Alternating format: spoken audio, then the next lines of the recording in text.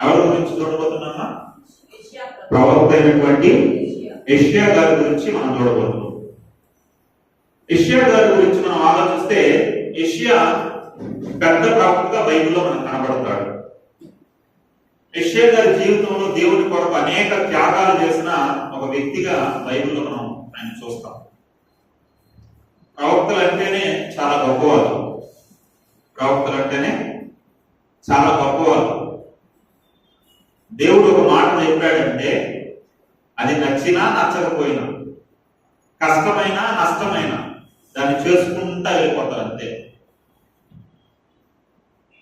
దేవుడు చెప్పాడంటే ప్రభా ఇది మా వల్ల కాదు నాయన, మేము చేయలేము నాయన, ఇది మా కష్టం ప్రభా, మాకు నష్టం వస్తుంది నాయన, మా వల్ల కాదు నాయన అని చెప్పాలి. ప్రవక్తలు అంటే అది ఎంత కష్టమైనా దేవుడు చెప్పాడంటే దాన్ని చేసుకుంటూ వెళ్ళిపోతా ఉంటారు అంతే. బైబిల్లో వాళ్ళు అంత ఉన్నతంగా మనకు కనబడతారు. అందులో ఉదాహరణకి మంచికి మనం చూస్తే ఒక నోవాహు గారి గురించి మనం ఆలోచిస్తే, నోవాహు దేవుడు ఏం చెప్పాడు? ఓడ కట్టమన్నాడు. ఓడ కట్టమన్నాడు. ఎవరి కోసం కట్టమన్నాడు? నా ఫ్యామిలీ కోసం ఏమైనా కట్టమంటాడావా? నోవాహు ఫ్యామిలీ కోసం ఏమైనా కట్టమన్నాడా? నోవాహు ఫ్యామిలీ ఒక్కరి కోసమే కాదు, ఎవరైనా ఈ మాటలు విని జలప్రలయం రాబోతుంది మీరు మారి ఓడలేక రండని ఎవరైనా విని మారు మనసు పొంది ఎవరు వచ్చినా, ఏ ఫ్యామిలీ వచ్చినా, ఏ ఊరు వచ్చినా, ఎవరు వచ్చినా ఓడలు ఎక్కచ్చు. ఇంకా ఇంకా భూమి మీద ఉన్న జీవరాశులన్నింటిలో అన్ని జంతువుల్లో జతలుగా చీమ నుండి చింపాంజీ వరకు, ఎలక నుండి ఏనుగు వరకు అన్ని జంతువులు జతలుగా ఏం చేస్తాయి? ఆ ఓడలేకి వస్తాయి. ఈ ఫ్యామిలీ భూమి మీద ఉన్న జీవరాశులన్నీ ఆ ఓడలో ప్రవేశించాలి అని చెప్పాడు దేవుడు. సరే, ఓడ కట్టాడు. ఇది కట్టుకథ కాదు, ఇది వాస్తవంగా జరిగిన సంఘటన. ఇప్పటికి కూడా మీరు ఆ ప్రాంతానికి వెళ్తే హరారాతు, ఆ పర్వతం మీద హరారాతు పర్వతం దగ్గరికి వెళ్తే అక్కడ ఇప్పటికి కూడా ఆ స్ట్రక్చర్ మనకు కనపడుతుంది. దాని యొక్క నమూనా, దాని యొక్క ఆనవాళ్ళు మనకు కనపడతారు. కాబట్టి ఇది వాస్తవంగా జరిగింది కాదు. అనేక పుస్తకాల్లో, అనేక మత గ్రంథాల్లో కూడా, మన హైందవ గ్రంథాల్లో కావచ్చు, తర్వాత చైనా సంబంధించిన గ్రంథాల్లో కావచ్చు, రోమన్ సంబంధించిన గ్రంథాల్లో కావచ్చు, వాళ్ళు కథలు మార్చి జలప్రలయం వచ్చిందని మాత్రం రాసుకున్నారు. ఎందుకు రాసుకున్నారంటే అది వాస్తవంగా వచ్చింది కనుక, వాళ్ళు చూశారు కనుక, వాళ్ళ పితరులు వాళ్ళకి చెప్పారు కనుక గ్రంథాల్లో రాసుకున్నారు. కాబట్టి ఇది వాస్తవంగా జరిగింది. కాబట్టి ఈ జలప్రలయంలో ఎంతకాలం ఓడలో ఉండాలి వాళ్ళు? 40 రోజులా? 40 రాత్రులు 40 పగలు ప్రచండంగా వర్షం వస్తుంది. ఓకే, వచ్చిన తర్వాత 40 రోజులు మళ్ళా వెంటనే దిగేస్తారా? వెంటనే 40 రోజులు దిగేదానికి కుదరదు. ఇంచుమించుకు వాళ్ళు సంవత్సరం పాటు వాళ్ళలో ఉన్నారు. ఎందుకంటే పర్వతాలు సైతం ఏమైపోయినాయి? ఆ జలప్రలయంలో మునిగిపోయినాయి. ఇప్పుడు ఆ జలప్రలయాలు పర్వతాలు సైతం మునిగిపోయినాయి కనుక అది ఆరాలి. ఇప్పుడు ఆరడానికి ఎంతకాలం పట్టిందంటే, మధ్యలో దిగాయనుకో ఇన్ని రోజులు కాపాడుకున్న జంతువులు దాంట్లో తనకలాడి ఊపిరాడకుండా చచ్చిపోతాయి. అందుకని సంవత్సరం పాటు ఓడలోనే ఉన్నారు, నీళ్ళు ఆరేంత వరకు. ఇప్పుడు సంవత్సరం పాటు ఓడలో ఉన్నారంటే వాళ్ళకి ఆహారం కావద్దు. ఇప్పుడు ఆహారం ఏం చేయాలి? ముందుగానే సిద్ధపరచుకోవాలి. హల్లెలూయా. మనమైతే మనుషులనుకో ఉపవాసాలు ఉంటాము, ఒక రోజు 2 రోజులు ఉపవాసం ఉంటాం, ఇబ్బంది ఏం లేదు. కానీ జంతువులు ఉపవాసాలు ఉంటాయా? జంతువులు ఉపవాసాలు ఉండవు. కాబట్టి వాటికి ఖచ్చితంగా చచ్చినట్టు అన్ని జంతువులకు ఆహారం సిద్ధపరచుకోవాలి. మూడోది, వాటికి సేవ చేయాలి.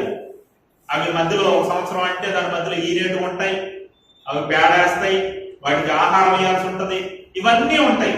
ఇవన్నీ చేస్తూ మనం ఏదో చదువుకుంటా పైపైన చదువుకుంటూ వెళ్ళిపోతాం, కానీ ఆ సిచ్యువేషన్ లో ఉండి ఆలోచిస్తే ఎంత కష్టమో మనకు అర్థమవుతుంది. 1 సంవత్సరం పాటు ఆ జంతువులన్నింటినీ చూసుకుంటూ ఆ ఓడలో 8 మంది కష్టపడ్డారు. దేని కొరకంటే దేవుడు చెప్పిన మాట కొరకు. దేవుడు ఒక మాట చెప్తే ఎంత కష్టమైన వాళ్ళు చేసుకుంటూ వెళ్ళిపోతా ఉంటారు. ఒక అబ్రహాము దేవుడు చెప్పాడు ఏమని? నాయనా, నీ తండ్రి ఇంటిని, అదో నీ బంధువుల్ని, నీ దేశాన్ని వదిలిపెట్టి నేను చూపించే ప్రాంతానికి రా. నేను నీ సంతానాన్ని ఇసుకరేణువుల వలె, ఆకాశ నక్షత్రాల వలె విస్తరింపజేస్తానన్నాడు. ఏం చేశాడు? తన బంధువుల్ని, తన ఇంటిని విడిచిపెట్టి వచ్చేసాడు. వదిలిపెట్టేశాడు. మనమేమైనా వదిలిపెడతామా? ఏమో మనం దేవుని కొరకు ఏమైనా వదిలిపెడతామా? మనకున్న ఒక వ్యసనం వ్యసనాన్ని వదిలిపెట్టలేము మనం. హల్లెలూయా. ఒక వ్యసనం ఏదైనా ఒక వ్యసనం ఉంటే ఒక్కకో లేకపోతే ఒక త్రాగుడు ఇంకోటో పేకాటో ఏదో ఒకటి మనకున్న వ్యసనాన్ని మనం వదలలేము. మామూలుగా ఈ మొదటి ప్రపంచ యుద్ధం మొదటి ప్రపంచ యుద్ధంలో 3 కోట్ల మంది చచ్చిపోయారంట. ఎంతమంది చచ్చిపోయారో మొదటి ప్రపంచ యుద్ధంలో 3 కోట్ల మంది చచ్చిపోయారంట. రెండో ప్రపంచ యుద్ధంలో 6 కోట్ల మంది చచ్చిపోయారంట. అదేవిధంగా హిట్లర్ యూదుల్ని ఏం చేశాడంటే గ్యాస్ ఛాంబర్లు వేసి చంపించేశాడు. ఎంతమంది చంపించేశాడు అంటే 80 లక్షల మందిని చంపించేశాడు యూదుల్ని. భయంకరంగా వాళ్ళని చిత్ర హింసలు పెట్టి గ్యాస్ ఛాంబర్లో పెట్టి 80 లక్షల మంది యూదులు చంపాడు హిట్లర్. అదేవిధంగా హిరోషిమా నాగసాకి మీద అమెరికా ఏం చేసింది? అణుబాంబు వేసింది. అణుబాంబు వేస్తే ఎంతమంది చచ్చారని తెలుసా? 4 లక్షల మంది చచ్చిపోయారు. దాని యొక్క రేడియేషన్ లో ఉన్నటువంటి దాని యొక్క ఎఫెక్ట్ వల్ల చాలా మంది చూటోళ్ళు అయిపోయారు, చాలా మంది గుడ్డోళ్ళు అయిపోయారు, చాలా మంది చర్మం కమిలిపోయేసి భయంకరమైన వ్యాధులతో చచ్చిపోయారు, చాలా మంది క్షతగాత్రులు అయిపోయారు. అంటే ఇవన్నీ ఎందుకు చెప్తున్నానంటే వీటి వల్ల ఇలా చనిపోతా ఉంటే ఈ మధ్య కాలంలో లెక్కలు కట్టి ఈ త్రాగుడు వల్ల ఎంతమంది చచ్చిపోతున్నారు, 10 సంవత్సరాల్లో ఎంతమంది చచ్చిపోయారని లెక్కలు కడితే ప్రపంచవ్యాప్తంగా 10 సంవత్సరాల్లో 3 కోట్ల మంది చచ్చిపోయారంట. వాళ్ళ కిడ్నీలు పాడైపోయేసి, అవయవాలు పాడైపోయేసి, త్రాగుడు వల్ల యాక్సిడెంట్ అయిపోయేసో ఇలా రకరకాల కారణాలను బట్టి ఎంతమంది చచ్చిపోయారంట? 3 కోట్ల మంది. ఒక ప్రపంచ యుద్ధంలో మొదటి ప్రపంచ యుద్ధంలో 3 కోట్ల మంది చచ్చిపోతే అదే రేంజ్ లో త్రాగుడు వల్ల చనిపోతా ఉంటారు 10 సంవత్సరాల సగటున. హల్లెలూయా. ఈ త్రాగుడు అనేది ఎంత భయంకరం అంటే అన్ని పాపాలు చేసేదానికి ప్రేరేపిస్తారు. కొంతమంది రాళ్ళు అందరికి పడి ఉండాలి. హల్లెలూయా. లేని వాళ్ళ మీద కత్తి యుద్ధం చేయనట్టుంది. సరే, ఒక త్రాగుడు వల్ల ఒకసారి ఏం జరిగిందంటే ఒక ఆయన దేవునిలో బాగా ఎదగాలి, దేవునిలో బాగా ఉండాలనుకున్న ఒక వ్యక్తిని ఒక ఆమె ఇష్టపడింది. అతను పెళ్ళయింది, ఈమె ఇష్టపడింది. ఎట్టయినా ఇంత పాపం చేయాలనేసి, ఇది ఎంతవరకు వాస్తవం తెలియదు, నేను విన్నాను సంఘటన. ఆయన పాపం చేయాలనేసి ఆమె డబ్బు ఉండే వ్యక్తి ఆమె ఏం చేసిందంటే అతన్ని కిడ్నాప్ చేసి తీసుకుని వచ్చి అతన్ని కట్టేసి చెప్పిందంట, నాతో పాపం చేయి, నాతో పాపం చేస్తే నేను నిన్ను వదిలేస్తాను అని చెప్తే అతను సస్యమేరావు అన్నాడు. నేను వ్యభిచారం చేయను, నేను తప్పు చేయను అని చెప్తా ఉంటే, సరే నాతో వ్యభిచారం చేయవు కదా, నాతో పాపం చేయవు కదా, సరే నీకు 2 ఆప్షన్స్ ఇస్తాను. ఏంటంటే అతని ముందు ఒక మందు బాటలు పెట్టింది, ఇంకొక పిల్లోడిని నిలబెట్టి, నువ్వు మందు తాగి, ఈ మందు తాగేస్తే నిన్ను వదిలేస్తా, లేదా మందు తాగనంటావా, ఈడ పిల్లోడు ఉన్నాడు కదా, ఈ కత్తి తీసుకొని ఆ పిల్లోడిని చనిపోయి అప్పుడైనా వదిలేస్తాను అనిందంట.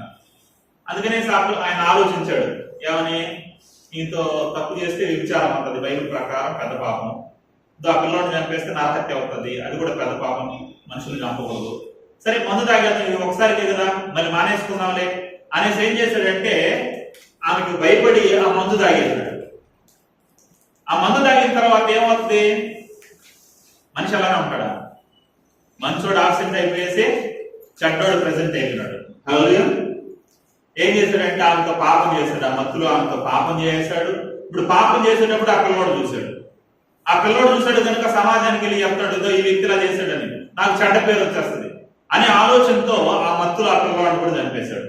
ఇప్పుడు ఒక త్రాగుడు ఏం చేసిందమ్మా, ఒక త్రాగుడు ఒక వ్యభిచారినిగా చేసింది, ఆ వ్యక్తిని ఒక నరహంతకుడిగా మార్చేసింది.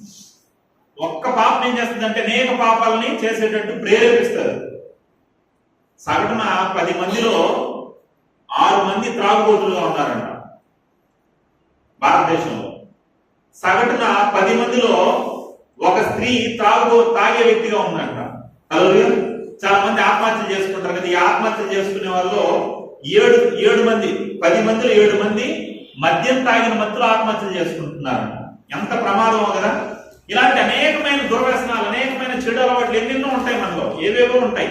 వీటన్నింటినీ మనం విడిచిపెట్టగలుగుతున్నామా? ఒక అబ్రహాము లాగా. అబ్రహాము దేవుడు విడిచిపెట్టమంటే విడిచిపెట్టేశాడు, తన సొంత ఊరిని, సొంత జనాంగాన్ని విడిచిపెట్టేసి వచ్చేసాడు. మనం ఏం విడిచిపెట్టగలుగుతున్నాం దేవుని కొరకు? హల్లెలూయా. అదే రీతిగా దేవుడు చెప్పాడు, నీకు సంతానం ఇస్తానన్నాడు కనుక 100 సంవత్సరాల వయసులో, 100 సంవత్సరాల వయసులో ఇస్సాకుని ఇచ్చాడు. ఇస్సాకుని ఇస్తే ఆ ఇస్సాకుని మరలా ఏమన్నాడు, తీసుకొని వచ్చి నాకు బలిచ్చే అన్నాడు. బలిచ్చేయమంటే అసలు అబ్రహాం ఏం కంగారు పడిపోవాలా, దేవుడు చెప్పాడు. అబ్రహాం ఏం చేశాడంటే ఇస్సాకు తీసుకొని బయలుదేరేసాడు మోరియా పర్వతం మీద. కత్తి తెచ్చాడు, కుమారుడు పెట్టాడు, కత్తి ఎత్తాడు. కత్తి ఎత్తిన వెంటనే దేవుడు ఏమనింది, అబ్రహామా అబ్రహామా ఆగు, అబ్రహామా ఆగు అనొచ్చు కదా. అబ్రహామా అబ్రహామా ఆగు అనేసి ఎందుకనింది? మామూలుగా నిన్న ఆత్మని చెప్పడానికి ఏం చేస్తాం, ఆగాగా అంటాం కదా. ఎప్పుడు ఆగాగా అంటాం?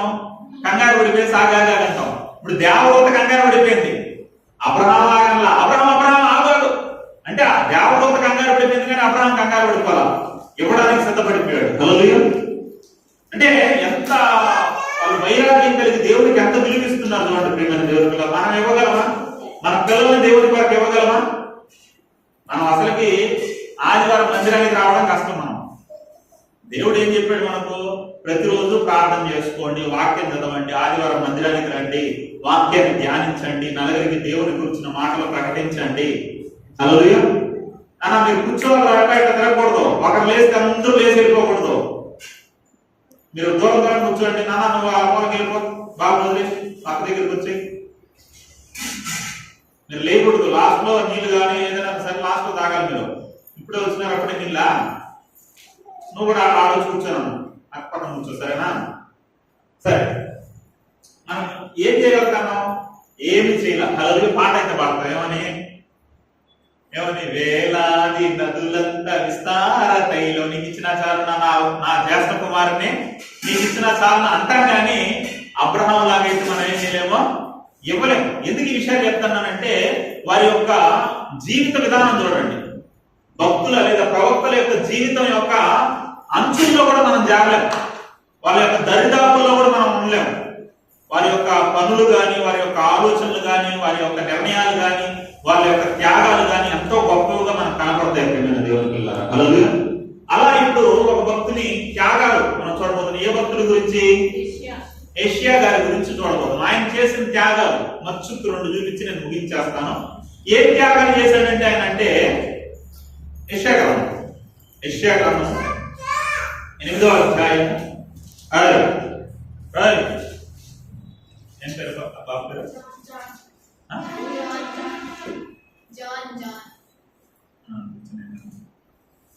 యెషయా గ్రంథము 8వ అధ్యాయము. యెషయా గ్రంథము 8వ అధ్యాయము 1వ వచనం నుండి చదవండి. మరియు యెహోవా నీవు గొప్ప పలక తీసుకొని మహేషలాల్ అను మాటలు సామాన్య అక్షరములతో దాని మీద వ్రాయము.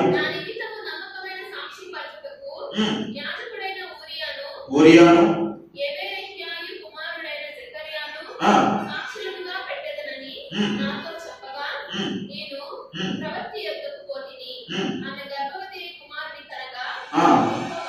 యెహోవా అతనికి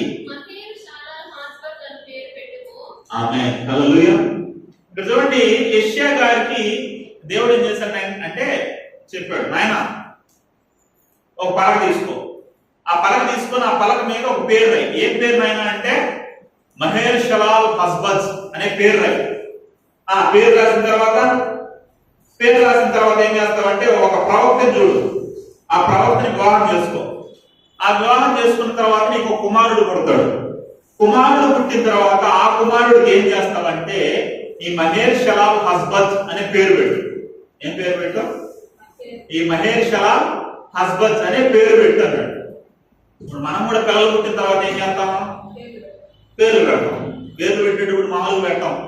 ఆ పేర్లు వరుసగా బుక్లో రాసుకొని పేర్లు గుర్తు పెట్టుకొని ఏమేమి పేర్లు పెట్టాలా అనేసి రాసుకొని బైబిల్ మొత్తం వెతికి, సెల్ ఫోన్ మొత్తం వెతికి, ఎక్కడెత్తి వాళ్ళని అడిగి, వీళ్ళని అడిగి, చివరికి పాస్టర్ గారిని అడిగి, పాస్టర్ గారు మంచి పేరు ఉంటే ఏదైనా చూడండి అని చెప్పి ఆయన ఏదని చెప్పి అది కూడా నచ్చకుండా మళ్ళీ ఇంకో కొత్త పేరు ఎతికి అబ్బో హల్లెలూయా కింద మీద పడి ఒక మంచి పేరు చూసి పెడతాం.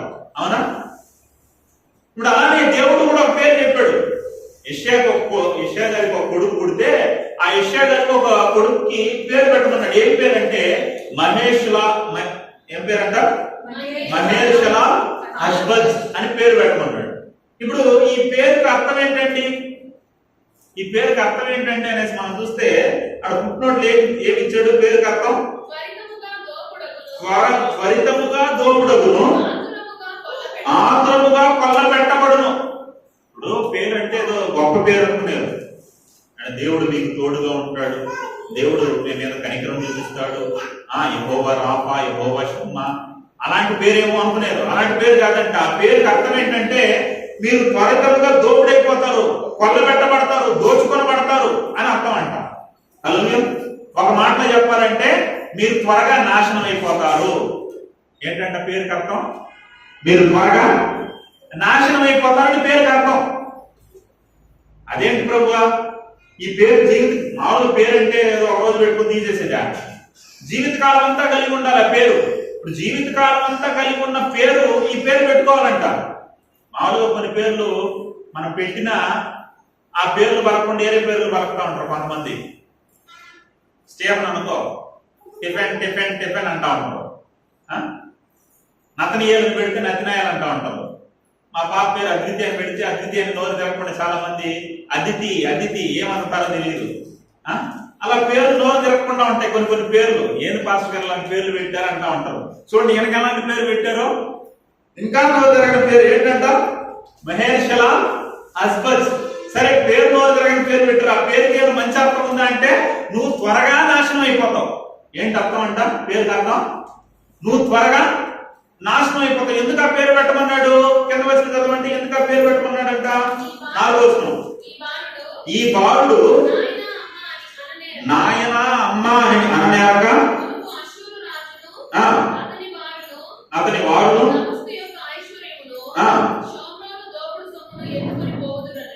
ఎత్తుకొని పోవుదురు. హల్లెలూయా. ఏం జరుగుతుందంటే ఇశ్రాయేలు ప్రజలకు ఒక విషయం తెలియాలి. ఇశ్రాయేలు ప్రజలకి ఒక విషయం తెలియజేయాలి. ఏంటంటే ఈ దమస్కు గాని షోమ్రోను గాని కొల్లబెట్టబడతాది, దోచుకొనబడతాది. ఎవరి చేత? అష్షూరు రాజు వస్తాడు. ఈ అష్షూరు రాజు ఏం చేస్తాడంటే షోమ్రోన్ని తర్వాత దమస్కుని దోచుకొని వెళ్ళిపోతాడు, కొల్లబెడతాడు, నాశనం అయిపోతాయి ఆ పట్టణాలు అని వీళ్ళకి తెలియాలి. వీళ్ళకి తెలియాలంటే దానికి సంబంధించిన అర్థంతో కూడిన పేరు నీ కుమారుడు నువ్వు పెట్టుకోవాలి. అది ఎప్పటిలోపటి జరుగుతుంది?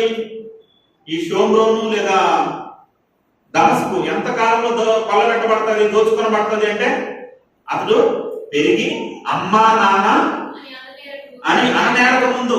అమ్మా నాన్న నేను ఎప్పుడంటమ్మా పిల్లలు అమ్మా నాన్న అని ఏ వయసులో అంటారు? 8 నెలల్లో, 9 నెలల్లో, సంవత్సరంలో కూడా అనేవాళ్ళు ఉన్నారు. ఒక సంవత్సరం అనుకున్నాం, సంవత్సరంలో కూడా అమ్మ నాన్న అని పలికేవాళ్ళు ఉన్నారు. ఓకే, సంవత్సరం అనుకుంటే సంవత్సరం లోపల ఏమవుతుందంటే ప్రవచనం నెరవేరుతుంది. అష్షూరు రాజు వస్తాడు, దమస్కుని షోమ్రోన్ని కొల్లబెడతాడు, దోచుకుంటాడు. ఇది జరిగిపోతుంది. జరిగిపోయే ఏముండిపోద్ది? పేరు ఉండిపోద్ది. ఇప్పుడు ఒక సంవత్సరం తర్వాత మార్చుకునే దానికి కూడా ఆప్షన్ ఆపేరే. జీవిత కాలం అంతా అతను చచ్చేంత వరకు ఏ పేరు పెట్టుకో ఉండాలంటే మహేర్షలాల్ అస్బజ్. నువ్వు త్వరగా నాశనం అయిపోతావని పేరు దగ్గర ఉండాలి. ఈ పేరు ఎవరైనా చెప్పారు మీరు పెట్టుకుంటారా? ఎవరైనా చెప్తే పెట్టుకుంటారా? అసలు దేవుడు చెప్పినా పెట్టుకుంటాం మనం? బాప్తిస్మం ఇచ్చి బ్రదర్ మీకు బాప్తిస్మం ఇచ్చాను, అదో బైబిల్ పేరు ఉంది, మహేర్షలాల్ అస్బజ్ అనే పేరు నీకు పెడుతున్నాను అన్నారు అనుకో. ఇదేం పేరండి? మాయదారి పేరు, ఎలాంటి పేరు పెట్టారు అనేసి మనం ఇష్టపడం. మన కలలో పెట్టాము ఈ పేరు, ఏమంటాం? ఏంటంటే దరిద్రం పేరు పెట్టారు, నువ్వు త్వరగా నాశనం అయిపోతావు అనే పేరు పెట్టారు ఏంటి అంటాం. హల్లెలూయా. చూడండి, యెషయా గారు దేవుడు చెప్పాడు, ఇంకా ఆలోచన లేదు, రెండు ఆలోచన. ప్రభు అది కష్టంగా బాలేదు ప్రభు, నా కుమారుడు కాలానికి పేరు పెట్టమంటారు ఏంటి ప్రభు అన్లా పోయి పెట్టాడు. హల్లెలూయా. సమాజానికి తెలియాలి, ఇశ్రాయేలు ప్రజలకు తెలియాలి, దమస్కు తెలియాలి, షోమ్రోనుకు తెలియాలి. తెలియాలంటే ఈ పేరు నువ్వు కలిగి ఉండాలని చెప్తే ఆ పేరును పెట్టుకున్నాడు. హల్లెలూయా. చూడండి ప్రియమైన దేవుడు, వాళ్ళ త్యాగం చూడండి, యెషయా గారు చేసిన త్యాగం చూడండి. అంటే ఇప్పుడు మనతో మాట్లాడి అలాంటి పేర్లు పెట్టుకోవడం అని చెప్పడు కానీ దేవుడు, ఇప్పుడు దేవుడు మాట్లాడతాడా? ఇప్పుడు మరలా నీతో ప్రత్యక్షమైన పేరు పెట్టుకోమని చెప్పడం. అదేంటంటే బైబిల్లో చెప్పాడు కదా, అంటే బైబిల్ కంప్లీట్ అయిపోయింది. బైబిల్లో ఎందుకు చెప్పాడంటే అబ్రహాం కానీ లేదా ఒక యాకోబు గారికి కానీ ఒక సారాకు కానీ లేదా ఇక్కడ కానీ ఎందుకు చెప్పాడంటే వాళ్ళకి వ్యక్తిగతమైన ఒక వాగ్దానం ఉండేది. ఆ వాగ్దానం నెరవేరడం కొరకు అబ్రహాంకు పేరు మార్చాడు, సారాకు పేరు మార్చాడు, యాకోబుకు పేరు మార్చాడు. అంతేగాని ఇప్పుడు వ్యక్తిగతంగా ఒక్కొక్కరికి ఒక్కొక్క వాగ్దానం అంటూ ఉండదు. యూనివర్సల్ గా ఒక వాగ్దానం ఇచ్చాడు. ఏంటి? మనందరికి ఒక పేరు పెట్టేసాడు. ఏంటి ఆ పేరు? మీరందరూ ఎవరు? క్రైస్తవులు. మీరందరూ ఎలా మారాలి?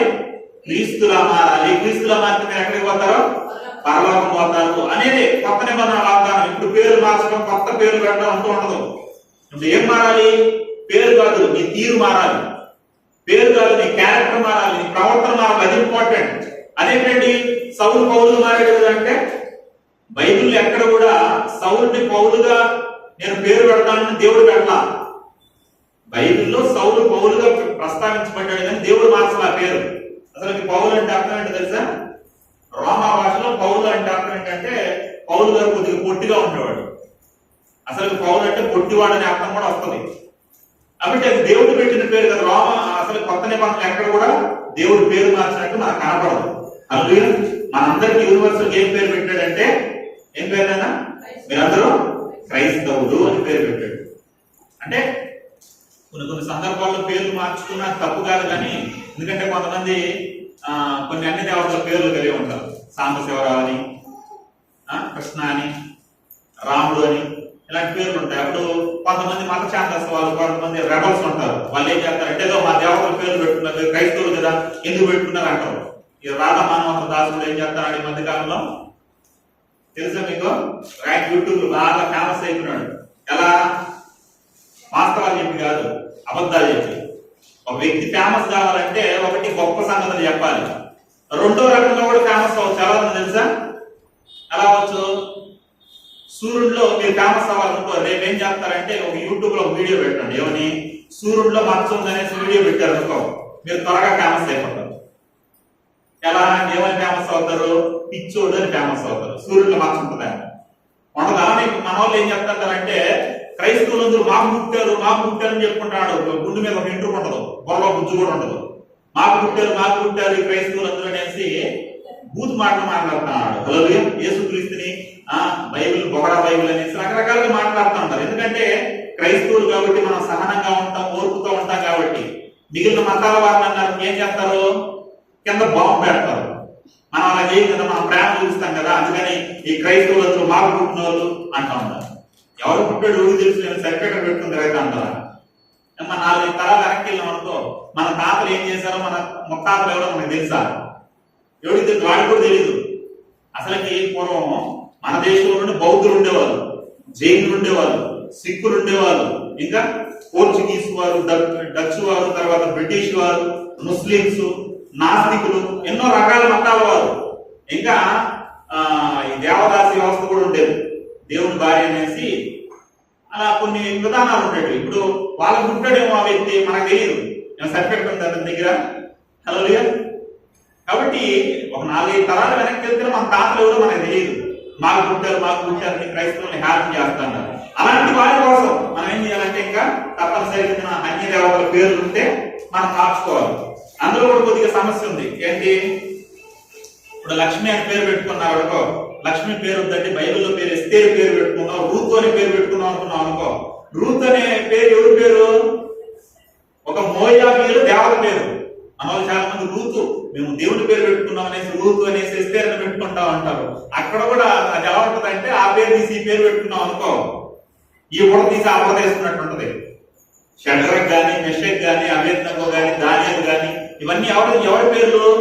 అన్య దేవతల పేర్లు. వాళ్ళు బానిసలుగా కొనుక్కోబడినప్పుడు అక్కడ వాళ్ళు ఏం చేస్తారంటే దేవతల పేర్లు పెట్టారు. ఇప్పుడు చాలా మంది ఆ దేవతల పేర్లు పెట్టుకొని వాళ్ళని విమర్శ చేస్తూ ఉంటారు. హల్లెలూయా. కాబట్టి ఈ పేర్లు ఏమీ లేదు. దేంట్లో ఉంది నాయన? క్యారెక్టర్ లో ఉంది. క్రైస్తవుడు ఏం చేయాలి?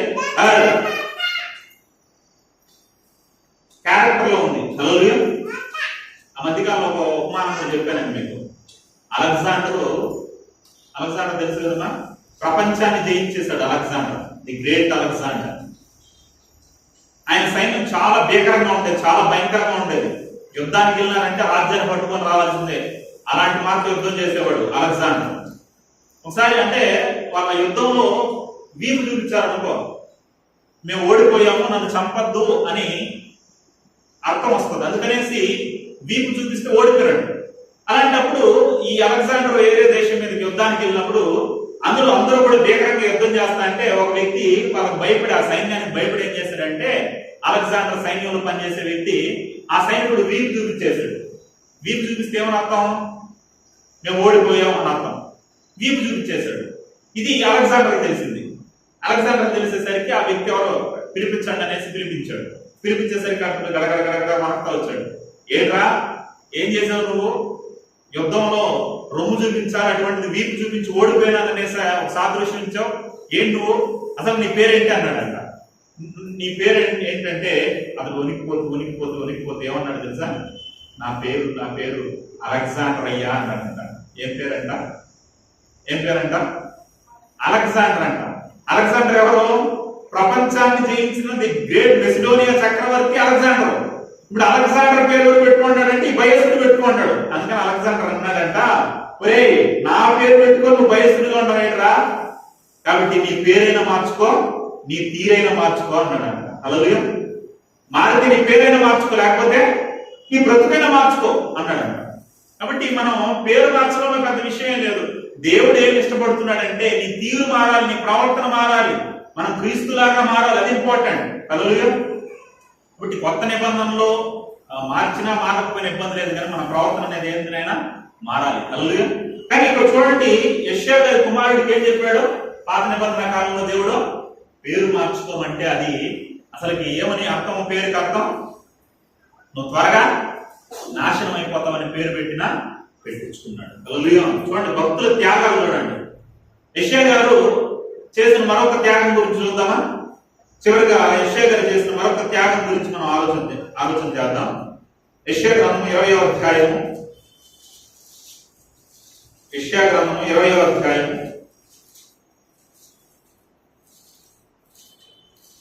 1వ వచనం నుండి చదవండి.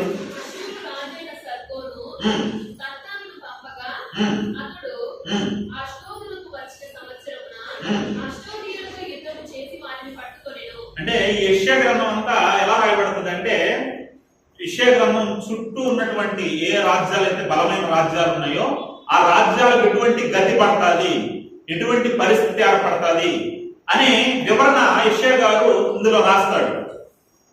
ఆ చుట్టుపక్కల రాజ్యాలు, అది షోమ్రోన్ కావచ్చు, అది దమస్కు కావచ్చు, అది తర్వాత కూషు కావచ్చు, ఐగుప్తు కావచ్చు, లేదా బాబిలోనియన్ కావచ్చు, ఇలాంటి దేశాలు ఏవేవైతే ఉన్నాయో ఆ దేశానికి ఎటువంటి గతి పడుతుంది అనేసి ఈయన ఏం చేస్తాడంటే రాసేవాడు.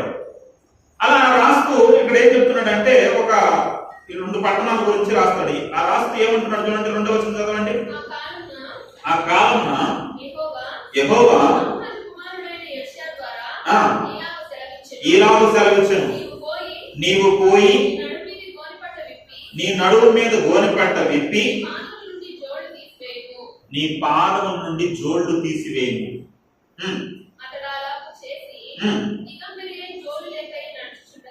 ఏం చెప్పాడు మన దేవుడు? ఏం చెప్పాడు యెషయా గారికి? యెషయా నీ హారం తీసేయి, యెషయా నీ టై తీసేయి, యెషయా నువ్వు పైన వేసుకున్న చొక్కాయి తీసేయి అన్నాడా? అలాగాదంట, నడుమునుకున్న నీ బట్ట తీసేయి. అవునుగా పైన పురుషులైతే చొక్కాయి లేకపోయినా పెద్ద ఇబ్బంది రాదు. ఖచ్చితంగా నడుముకి ఏం కట్టాలంటే అది ఒక బట్ట కట్టుకోవాలి. ఎందుకంటే దిగంబరిగా ఉండకూడదు. చూసేదానికి సమాజంలో కూడా ఒక పిచ్చోళ్ళలాగా చెడ్డగా అనుకుంటారు. కాబట్టి నడుము ఖచ్చితంగా బట్ట ఉండాలి పురుషులైతే. ఇక్కడ యెషయా గారిని ఏమంటున్నాడంటే, నడుముకు ఉన్న గోనె పట్ట తీసేయి, దిగంబరిగా కనపడాలి నువ్వు. ఇంకా నీ జోళ్ళు ఇప్పేది, చెప్పులు ఇప్పేసి బట్టలు ఇప్పేసి ఏం చేయాలి ప్రభు అంటే 3 సంవత్సరాలు అలానే తిరగాలి. ఎన్ని సంవత్సరాలమ్మా? ఎన్ని సంవత్సరాలు అంట? 3 సంవత్సరాలు తిరగాలి నువ్వు. కింద చూడండి, అది చెప్తాడు.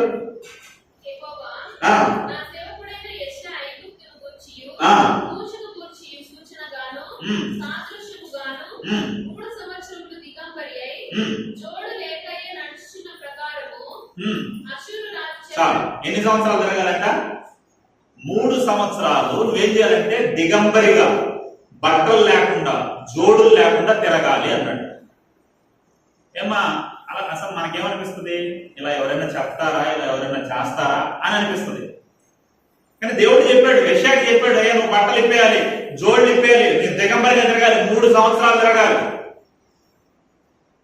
మనకు చెప్పాడు అనుకో, మనం కనీసం చొప్పులే చెప్తామా? ఏమా మనం ఆదివారం త్వరగా రమ్మంటే త్వరగా సరిగా రాం. ఆదివారం క్రమం తప్పకుండా రమ్మని దేవుడు ఆజ్ఞాపిస్తే ఆదివారం రాలేము. వాక్యాన్ని ధ్యానించమంటే వాక్యాన్ని ధ్యానించలేము. దేవుని కొరకు ఏ త్యాగం మనం చేయలేము. హల్లెలూయా. బట్టలు ఇప్పేసి తిరగమన్నాడు అనుకో, తిరగలుగుతాం మనం? చేయగలుగుతాం ఆ పని? చూడండి, యెషయా గారికి చెప్పాడు, బట్టలు ఇప్పేసి తిరగాలి, అంతే 3 సంవత్సరాలు తిరగాలి. ఎందుకు తిరగాలి ప్రభువా అని కూడా అడగల. దేవుడు చెప్తాడు ఎందుకు తిరగాలంటే, ఎందుకు తిరగాలంటే కింద సందర్భం చదవండి.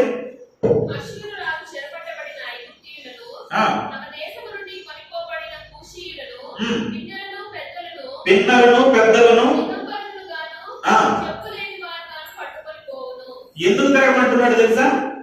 వీళ్ళు అనుకుంటా ఉంటారు, ఇప్పుడు యెషయా గారు తిరుగుతున్నారు అనుకో, యెషయా గారు ప్రవక్త కదా, యెషయా గారు అలా బట్టలు లేకుండా తిరుగుతున్నప్పుడు ఎవడో ఒకడు ఏం చేస్తాడు, అయ్యో యెషయా గారికి ఏమైనా మెంటలో ఏమైనా పిచ్చెక్కింది, ఏమైనా బట్టలు లేకుండా తిరుగుతున్నాడు ఏంటి, ఎవరో ఒకరు బట్టలు కప్పడానికి వెళ్తా ఉంటాడు.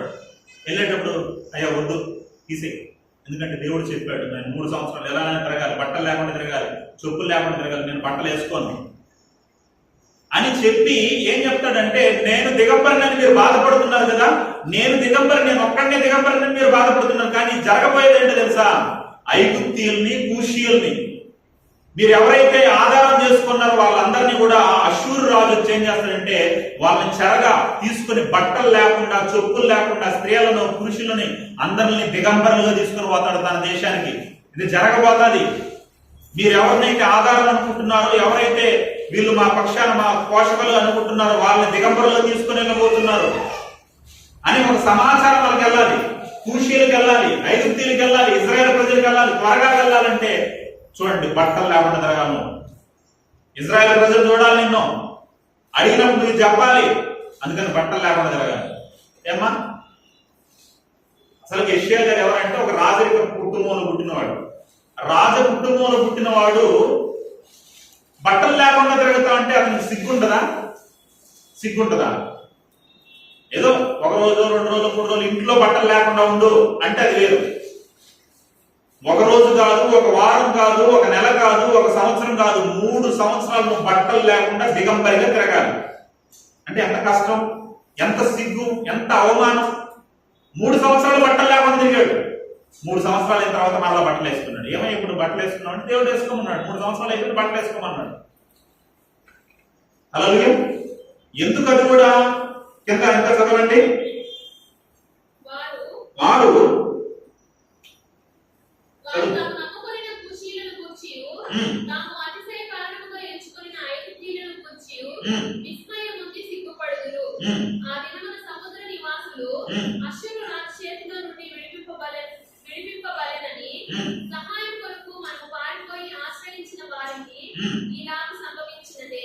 మీరు ఆశ్రయించారు చూడండి, మీరు వీళ్ళు కాపాడతారనుకున్నారు చూడండి, వీళ్ళే మా సంరక్షకులు అనుకున్నారు చూడండి, వాళ్ళకే ఎటువంటి గతి పెడితే మీకు ఎలాంటి గతి పడుతుంది. కాబట్టి మీరు త్వరగా దేవుడి వైపు తిరగాలి. మీరు దేవుడి వైపు తిరిగితే దేవుడు తప్పిస్తాడు. మనుషులను ఆధారం చేసుకోవద్దండి, రాజ్యాలను ఆధారం చేసుకోవద్దండి. ఎందుకంటే ఐగుప్తు మీద ఆధారపడతా ఉంటారు. ఐగుప్తు మమ్మల్ని కాపాడుతుంది అనుకుంటా అంటారు వీళ్ళు. ఇప్పుడు ఐగుప్తుకే ఎటువంటి పరిస్థితి పడితే మీ పరిస్థితి, మీ గతి ఏంటి నాయన అని తెలియచేయడం కొరకు యెషయాని దిగంబరిగా తిరగమన్నాడు. హల్లెలూయా. చూడండి వాళ్ళు చేసిన త్యాగాలు చూడండి. పేరు మార్చుకోమంటే పేరు మార్చేశాడు. ఈ పేరు పెట్టాలి, నువ్వు త్వరగా నాశనం అయిపోతావనే పేరు నీ కొడుకు పెట్టుకోవాలి అంటే పెట్టుకున్నాడు. నువ్వు బట్టలు లేకుండా, చెప్పులు లేకుండా దిగంబరిగా తిరగాలి 3 సంవత్సరాలు అంటే సిగ్గున్న ఆ సిగ్గును వదిలిపెట్టి దేవుడికి ఇంకా ఏదో మాట్లేదు. ప్రభు అది సిగ్గుగా ఉంటుంది కదా ప్రభా, ఎలా ప్రభు కష్టం కదా ప్రభా, లేదు. అది ఎంత కష్టమైనా, అది నచ్చకపోయినా, అది నష్టమైనా అది చేసుకుంటూ వెళ్ళిపోతున్నారు భక్తులు. హల్లెలూయా. అలా దరిదాపులకైనా మనం వెళ్ళగలుగుతామా? ఒకసారి ఆలోచన చేయండి. ఒక నోవాహు గారు చేసినట్టు మాట చెప్తే ఓడను కట్టేశాడు. అబ్రహాం ఆ ప్రాంతాన్ని వదిలిపెట్టమంటే వదిలిపెట్టేశాడు. తన కుమారుని బలివ్వమంటే ఇచ్చేయగలుగుతున్నాడు. యెషయా గారిని కుమారుడు పేరు ఇలా పేరు పెట్టుకోవాలి, ఆయన ఇంత భయంకరమైన పేరు పెట్టుకోమంటే పెట్టుకుంటున్నాడు. బట్టలు లేకుండా దిగంబరిగా నువ్వు తిరగాలంటే తిరుగుతున్నాడు. ఇలాంటి భక్తులు చేసిన త్యాగం మనం చేయగలమా? ఒకసారి ఆలోచన చేయండి. ఏమా మనం దేవుడు చెప్పాడు ఏమని, మీరు మానక దశం భాగం ఇవ్వమన్నాడు. ఎంతమంది దశం భాగం ఇస్తా అంటారు? సార్ ఆలోచన చేయండి. ఏదో సంఘం మొత్తంలో ఒకరిద్దరు తప్ప ఎవరో దశం భాగాలు ఇచ్చేవాళ్ళు లేరు, దేవుని పరిచయకి సహకరించేవాళ్ళు లేరు. హల్లెలూయా. అదే రీతిగా దేవుడు ప్రతిరోజు వాక్యం చదువుకోమన్నాడు, ప్రార్థన చేసుకున్నాడు. ఎంతమంది చదువుతుంటారు? ఆదివారం క్రమం తప్పకుండా దేవుని మందిరానికి రమ్మన్నాడు, నలుగురికి దేవుడి మాటలు చెప్పమన్నాడు. హల్లెలూయా. ఏం చేస్తున్నాం మనం సమాజంలో క్రీస్తు వల్లే బ్రతకమన్నాడు. ఈ చిన్నవే కదా, వాళ్ళతో పోల్చుకుంటే మనం చిన్నవే కదా. మనల్ని ఏం దిగంబరులు తిరగమనలేదు కదా, మనల్ని మన పిల్లల పేర్లు ఇలా భయంకరంగా పెట్టుకోమని చెప్పలేదు కదా, సులభమైనవే చేయమంటున్నాడు. కానీ మనం ఎలాంటి వాళ్ళంటే ఇది చేయడం కూడా కష్టమే మనకు. హల్లెలూయా. 2 ఫ్యాన్లు లేకపోతే, చుట్టూ ఫ్యాన్లు లేకపోతే బయటకు వెళ్ళిపోతాం, త్వరగా వచ్చి త్వరగా వెళ్ళిపోతా ఉంటాం. మనం వచ్చేది తాబేలు, వెళ్ళేది చేపకులే అనమాట. హల్లెలూయా. చూడండి ప్రియమైన దేవుని పిల్లలారా, భక్తుల యొక్క త్యాగాలు మనం ఇక్కడ కూర్చొని ఇలా వాక్యం వింటున్నాం అంటే ఎంతో మంది మిషనరీస్ చేసిన త్యాగాలు, ఎంతో మంది క్రైస్తవ సువార్థికులు చేసిన త్యాగాలు. హల్లెలూయా. వాళ్ళు రంపాలతో కోయబడ్డారు, ఖడ్గాలతో నరకబడ్డారు, ఎన్నో చిత్రహింసలు పెట్టబడితే మనం ఈ రీతిగా కూర్చొని వాక్యం అనగలుగుతున్నాం చక్కగా. ఆది సంఘం గురించి ఆలోచిస్తే ఆది సంఘంలో ఎలాంటి పరిస్థితులు ఉండేవంటే, తారు కోసి మధ్యలో అందరూ చుట్టూ జనాంగం కూర్చొని ఒక స్టేడియంలో తారు కోసి తగలబెట్టి వాళ్ళు అరస్తా ఉంటే వీళ్ళు మందు తాగుతూ ద్రాక్షరసం తాగుతూ సంతోషించేవాళ్ళు. ఈ క్రైస్తవులు ఎత్తపోయేసే సింహాలకు లేదా పులులకు ఎలుగుబంట్లకు ఎరగా వేస్తే అవి వేటాడి వాళ్ళని తింటా ఉంటే వాళ్ళని చూస్తూ సంతోషించేవాళ్ళు. ఇలాంటి భయంకరమైన కార్యక్రమం నేను చరిత్రలో చదువుతా అంటే, ఆది సంఘంలో భయంకరమైన హింస జరుగుతున్నప్పుడు ఒక తల్లి బిడ్డని పట్టుకుని వాళ్ళని చిత్రహింసలు పెట్టి యేసుక్రీస్తు దేవుడు కాదని చెప్పు, నిన్ను వదిలేస్తాను, యేసుక్రీస్తు రక్షకుడు కాదు దేవుడు కాదు అనేసి ఆయన దూషించేసి దేవుడు కాదని ఒప్పుకో విడిచిపెట్టేస్తామంటే ఆమెను ససేమిరా ఒప్పుకోనని అంటే ఒప్పుకోనని చాలా చిత్రహింసలు పెట్టినా ఒప్పుకోవాలి. అందుకని ఏం చేశారంటే తన కొడుకుని, తన చిన్న బిడ్డని తీసుకొని వచ్చి ఆ ముందర నిలబెట్టేసి ఆమెను కట్టేసి ఆ పిల్లవాడు జుట్టు వేక్తా అంటారంట, ఆ తల మీద ఉన్న జుట్టు వేక్తా అంటారు. కొద్ది కొద్దిగా పేక్తా అంటే ఆ జుట్టు ఊడిపోయి రక్తం కారుతాందంట. రక్తం కారుతా అంటే అలాంటి పరిస్థితుల్లో మనమైతే ఏం చేస్తాం? దేవుడిని దూషించేసి దేవుడు కాదు అని చెప్పేసి వెళ్ళిపోతాం. కానీ ఆమె ఏం చెప్పింది నాకు తెలుసా? ఏం చెప్పిందంటే, నాయన కొద్దిసేపు వచ్చుకో, ఆ బోడి తల మీద దేవుడు జీవ కిరీటం పెడతాడు. అంటే చనిపోతాడు, నా కొడుకు చనిపోతాడు, చనిపోయిన తర్వాత నా బిడ్డ తల మీదకి ఏమొస్తుందంటే జీవ కిరీటం వస్తుంది. అందుకే కొద్దిసేపు వచ్చుకొని ఆయన కొద్దిసేపు వచ్చుకొని తల మీద ఆ బోడు గుండె మీద దేవుడు జీవ కిరీటం పెడతాడని. హల్లెలూయా. ఎంత గొప్ప త్యాగాలు! మనం ఏం చేయగలుగుతున్నాం దేవుని కోసం, దేవుని పరిచర్య కోసం మనం ఏం చేస్తామో దేవుడు ఏం చెప్పాడు? సర్వలోకానికి వెళ్ళి సర్వ సృష్టికి సువార్తను ప్రకటించమన్నాడు. సువార్త ప్రకటించే విషయంలో దివారాత్రులు దేవుని వాక్యాన్ని ఏమైనా ధ్యానిస్తాండవా? దేవుని వాక్యాన్ని ఏమైనా నేర్చుకుంటున్నావా? దేవుని వాక్యాన్ని నేర్చుకోవాలి, ఆ ప్రకారం జీవించాలనేసి ఏమైనా ప్రారంభం ఉందా? ఏదో హైందవులు వచ్చినట్టు గుడికి కనపడాలి, వెళ్ళిపోవాలి అన్నట్టున్నాం. కానీ మన దేవుని వాక్యాన్ని నేర్చుకోవాలి, దేవుళ్ళు ఎదగాలి, మనం కట్టబడాలి, దేవుళ్ళు బలపరచబడాలన్న ఆలోచన ఉందా? వారు చేసినంత త్యాగాలు మనమేమి చేయడం చిన్న చిన్న విషయాలే. హల్లెలూయా. యెషయా గారు ఏం చేశారమ్మా? అలా చెప్పండి. కుమారుడు పేరు మార్చేసుకున్నాడు. ఏమని? సమాజానికి తెలియాలి, ఏదో వాళ్ళు వస్తారు, మిమ్మల్ని కొల్లబెడతారు, మిమ్మల్ని దోచుకొని పోతారు, ఈ పేరు విన్నప్పుడు మీకు అది అర్థం కావాలి అనేసి ఏం పేరు పెట్టాడు? మహేషలాల్ హస్బజ్. అంటే నువ్వు త్వరగా నాశనం అయిపోతావు, నువ్వు త్వరగా కొల్లబెట్టబడతావు, నువ్వు త్వరగా దోచుకొనబడతావు అని పేరు పెట్టుకున్నాడు. హల్లెలూయా. సమాజానికి అర్థం కావాలి, మిమ్మల్ని దిగంబరులుగా చెప్పులు లేకుండా తీసుకుని వెళ్ళిపోతారు. కూషీల్ని, ఐగుప్తీయుల్ని, ఇజ్రాయేల్ ప్రజలు ఎవరి మీద అయితే ఆధారపడుతున్నారు వాళ్ళని ఇలా తీసుకుని పోతే, పశ్చిమానికి ఎలా చేస్తే ఎండిన మానకు మీరికి ఎలా చేస్తాడో ఒకసారి ఆలోచన చేయండి అని తెలియడం కోసం యెషయా 3 సంవత్సరాల పాటు దిగంబరిగా ఉండాలి. ఇది కూషీలకు తెలుసుకోవాలి, ఐగుప్తీయులకు తెలుసుకోవాలి, ఇజ్రాయేల్ ప్రజలకు తెలుసుకోవాలి, నువ్వు చెప్పులు లేకుండా దిగంబరిగా తిరగాలి అని చెప్తే దానికి శిరసావహించాలని చేశాడు యెషయా గారు. మారు మాట లేదు. హల్లెలూయా. కాబట్టి ప్రియమైన దేవుని పిల్లలు, మనం దేవుని కొరకు ఏం చేస్తున్నాం సార్ ఆలోచన చేయండి. ఏం త్యాగం చేయగలుగుతున్నాం సార్ ఆలోచన చేయండి. మరి దేవుని కోసం తీర్మానం తీసుకున్న ఆలోచనలు, పనులు, కార్యాలు ఎంతో ఆశ్చర్యంగా ఉన్నాయి. హల్లెలూయా. కాబట్టి మనం కూడా అటువంటి గొప్ప కార్యాలు, ఘనమైన కార్యాలు దేవుని కొరకు ఏం చేయాలి? చేసేవారుగా ఉండాలి. కాబట్టి ఈ మాటలు నేను ముగిస్తున్నాను. కాబట్టి మనం అట్టి వారుగా ఉన్నామా, దేవుని కొరకు ఏం చేయగలిగాము అనేసి ఒక్కసారి మనం పరీక్షించుకొని ఒకసారి తీర్మానం తీసుకొని ప్రార్థన చేసుకుందాం. ప్రియమైన దేవుని పిల్లలందరూ కూడా కళ్ళు మూసి ప్రార్థనలు ఏకీభవిద్దాం. భక్తులైతే ఒక భక్తుడిని, ఒక ప్రవక్తని పోయేసి వ్యభిచారణ వివాహం చేసుకోమంటాడు దేవుడు. ఎందుకు వ్యభిచారణ వివాహం చేసుకోమంటాడంటే, ఇజ్రాయెల్ ప్రజలు విగ్రహారాధన చేసి వ్యభిచరిస్తున్నారు.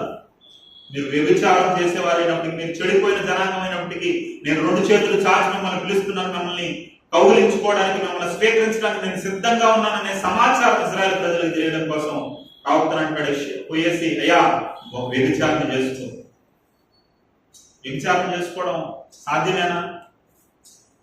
వ్యభిచారిని చూడడానికి మనం ఇష్టపడమే, వ్యభిచారి దగ్గరికి వెళ్ళడానికి ఇష్టపడమే. వ్యభిచారిని వివాహం చేసుకోమంటే చేసుకున్నాడు భక్తులు పోయి. భక్తుల త్యాగాలు ప్రియమైన దేవుని ఒకసారి మనం పరీక్షించి